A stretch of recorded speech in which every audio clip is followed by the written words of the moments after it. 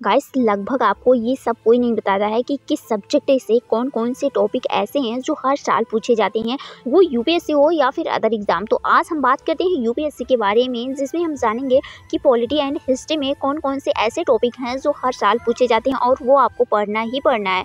तो बात कर लेते हूँ यहाँ पर हम बिना देरी के। ये वीडियो कुछ मिनटों का है तो पूरी वीडियो को वॉच कीजिएगा। तो यहाँ पर देख सकते हैं यूपीएससी पॉलिटी एंड हिस्ट्री सबसे ज़्यादा पूछी जाने वाली टॉपिक्स कौन से हैं, ये मेंस एंड प्री दोनों को लेकर साथ में चलेंगे जो कि हर साल पूछे जाते हैं। अब बात कर लेते हैं पॉलिटी की। पॉलिटी यानी कि भारतीय राज्य व्यवस्था। इसमें हम बात कर देंगे वो टॉपिक जो हर साल आते हैं, जैसे कि संविधान की मूल बातें। अब संविधान की मूल बातें में आपको कौन कौन से टॉपिक पढ़ना है, तो यहाँ पर देख सकते हो मैंने नीचे मेंशन भी कर दिया यहाँ पर भाई कि हर साल प्री में 1 से 2 क्वेश्चन यहाँ से पूछे ही जाते हैं मेंस के में, जैसा कि प्रत्यक्ष रूप से पूछा जाता है। अब बात कर लेते हैं वो कौन से टॉपिक हैं, जैसे कि संविधान की प्रस्तावना क्या है, संविधान की प्रस्तावना। दूसरा टॉपिक है कि मौलिक अधिकार और कर्तव्य, एंड तीसरा टॉपिक उसी में है कि डीपीएसपी यानी कि राज्य के नीति निर्देशक तत्व। अब बात करते हैं दूसरे टॉपिक की कि उसी में हमारा है दूसरा टॉपिक, ठीक है। अब इसमें हम ये देखेंगे कि संसद में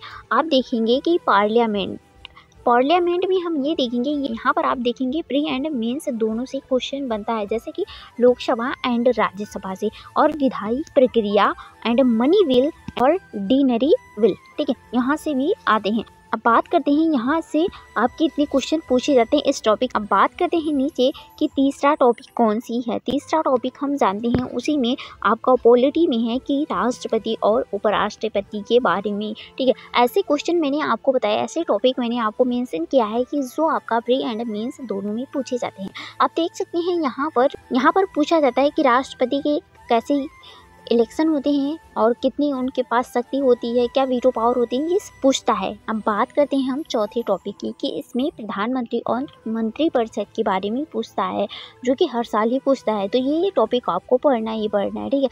अब यहाँ बात करते हैं कि कलेक्शन और यहाँ पर रिस्पॉन्सिबिलिटी क्या होनी चाहिए, एंड कैबिनेट के बारे में, एमपी और सीएम के बारे में, ये टॉपिक भी आपको पढ़ना है, ठीक है। अब बात करते हैं पांचवा पॉइंट आपका है कि सुप्रीम कोर्ट और हाई कोर्ट के बारे में पूछता है। अब इसमें भी प्री एंड मेंस दोनों से ही क्वेश्चन आते हैं। अब बात कर लेते हैं, नीचे देखते हैं हम कि क्या टॉपिक हैं, कहाँ से आते हैं।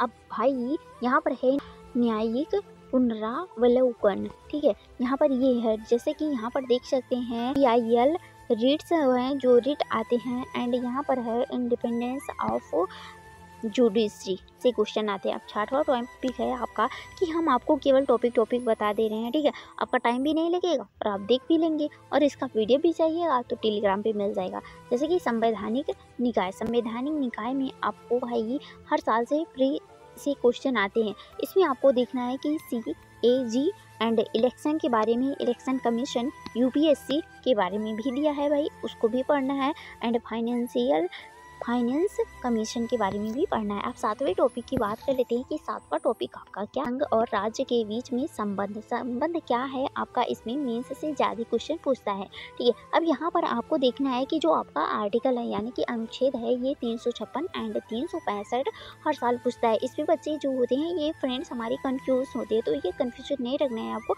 इस पर आपको इसका जो ये पॉइंट जो है, ये जो चैप्टर है, इसको आपको पढ़ लेना है। एंड बात करती हूँ यहाँ पर वित्तीय संबंध अंतरराज्यीय परिषद के बारे में भी पढ़ लेना है, ठीक है। अब इतना जो आपको मैंने बताया है ये आपका पॉलिटी में आएगा, ठीक है। पॉलिटी में ये आपको टॉपिक पढ़ लेनी है, यहाँ से हर साल क्वेश्चन पूछे जाते हैं। अब बात करते हैं यहाँ पर कि दूसरा सब्जेक्ट आपको मैंने यहाँ पर बता भी दिया है कि हिस्ट्री का है। अब हिस्ट्री से क्या पूछता है, जो कि एंड मेंस दोनों के लिए है। तो प्री एंड मेंस को अगर आपको क्वालिफाई करना है तो यहाँ पर आप देखते हैं कि आधुनिक भारत का इतिहास, ठीक है, आधुनिक भारत का इतिहास प्रीलिम्स में हर साल 4 से 6 क्वेश्चन आते हैं, ठीक है। मेंस में भी यहाँ से क्वेश्चन आते हैं। अब किस टॉपिक से आते हैं, अगर आपको आधुनिक भारत का इतिहास पढ़ना है तो वहाँ पर आपको टॉपिक भी जानना जरूरी हो जाता है, जैसे कि 1857 की क्रांति, कांग्रेस की स्थापना और विभाजन, और यहाँ पर तीसरा टॉपिक इसी में है गांधी युग, असहयोग, संविधान अवज्ञा, भारत छोड़ो आंदोलन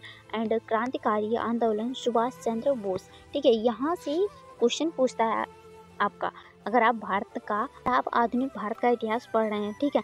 अब यहाँ पर हम बात करते हैं दूसरे टॉपिक से कि दूसरे टॉपिक में क्या पूछता है, जैसे कि सामाजिक और धार्मिक आंदोलन। यहाँ से आपका प्री और मेंस दोनों से क्वेश्चन पूछता है, जैसे कि ब्रह्म समाज, आर्य समाज से सुधारवादी आंदोलन, राजा राम मोहन राय, ईश्वर चंद्र विद्यासागर। और तीसरा टॉपिक है कि स्वतंत्रता संग्राम के नेता के बारे में भी पूछता है, ठीक है। अब यहाँ पर देखते हैं, जैसे कि मैंने लिख भी दिया है कि हर साल किसी न किसी नेता से प्रश्न जरूर आता है, जैसे कि गांधी जी से नेहरू जी, पटेल जी, सुभाष चंद्र बोस, भगत सिंह, ठीक है। इन सब लोगों से क्वेश्चन आता है, इन सब लोग के बारे में पूछता है। अब बात कर लेते हैं कि क्या योगदान रहा है, इनका क्या योगदान रहा है, यहाँ सबसे क्वेश्चन पूछे जाते हैं। अब बात करते हैं चौथे टॉपिक की। चौथा टॉपिक हमारा ये है कि भारत में ब्रिटिश शासन का विकास कैसे हुआ है। ये जो है ना, ये टॉपिक यूपीएससी को बहुत ज़्यादा पसंद है, तो यहाँ से टॉपिक आपके आते ही हैं।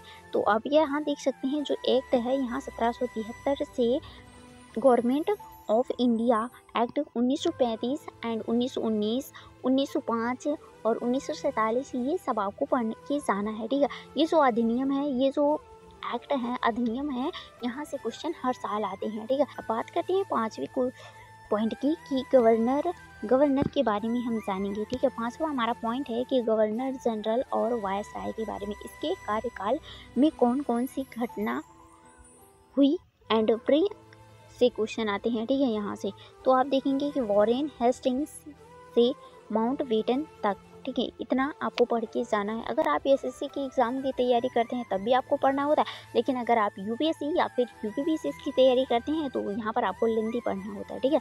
अब यहाँ बात करते हैं कि इसके योगदान का क्या सुधार है, यानी कि इनके जो योगदान रहे हैं, क्या इनका योगदान रहा है और इन्होंने क्या सुधार किया है, यहाँ से क्वेश्चन आपका पूछता है, ठीक है। कि छठवां पॉइंट आपका है कि कला एवं संस्कृति, यानी कि आर्ट एंड कल्चर। प्री में भाई कल्चर बेस्ड प्रश्न आपसे क्वेश्चन पूछता है। अब क्या टॉपिक है, तो यहाँ पर है बौद्ध जैन मंदिर स्थापत्य और नाटक शास्त्र संगीत से क्वेश्चन हर साल आते हैं, ठीक है। अब यहाँ पर यूनेस्को के बारे में दिया है कि UNESCO UNESCO world heritage sites, ठीक है। यहाँ से क्वेश्चन आते हैं और ये आपको ना जितने टॉपिक मैंने बताया, अगर आप पेपर दे रहे हो 2026 में यूपीएससी के, तो आप भाई लिख के रख लेना ना कि यहाँ से क्वेश्चन आपके आएंगे, ठीक है। ये मैं आपसे दावा कर रही हूँ। अब बात करते हैं ना कि एक्स्ट्रा क्या आपको पढ़ना है, इसके अलावा क्या आपको पढ़ना है, तो यहाँ पर भाई PYQ यानी कि पिछले वर्ष के क्वेश्चन को आपको देखना ही देखना है। जैसे कि टॉपिक की बात कर लेते हैं कि